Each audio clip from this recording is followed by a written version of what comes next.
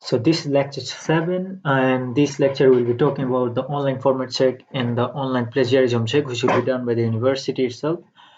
So in earlier lectures, I think one of them I talked about the online format check, and I also showed you the report, how is it look like, and the way you receive the comments and how to deal with them. So the thesis actually have, like, if you have around 10,000 words in the format check, you should have around 5 or less than 5 errors to pass the format check, which is written here like 5 errors in 10,000 word. And in short term, I will show you the report, and also make sure you go to this website to check the format, which later you will receive the notice. But you should have the university Wi-Fi to access this website, and the student ID is your login ID, and the password is the last 6 digit of your student ID. And for the plagiarism check, you have to submit the thesis when you will be notified to my email. And after the plagiarism check by online, this will be done by online, but this one you have to upload by yourself and check by yourself. So this one actually received the report like this.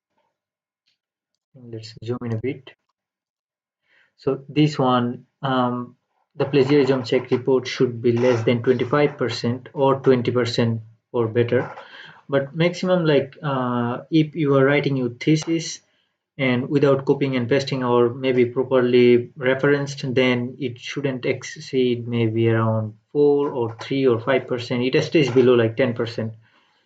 So in case you get a percentage like this, which happens only you are copying maybe someone's thesis exactly as it is, or someone's thesis who already graduated from SCU, if the topic remains same. So in that case, the percentage become like this. Otherwise, it stays below 10%. So as long as it's below maybe 15 or 20%, you are safe zone. So this one you see like the format check, if you pass, it will be passed. Otherwise, it's written as not passed, and the characters is written. So in 10,000 character, it should be less than 5. So if errors are like more than 5, here you see like 182, which is huge. So it didn't pass. So let's see a format check report.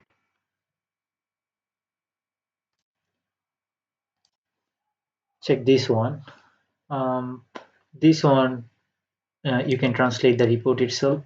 So it basically says like in this thesis there are around 6,000 60,000 characters, I think, and then 10,000 characters. The error rate is 22, which should be below 5.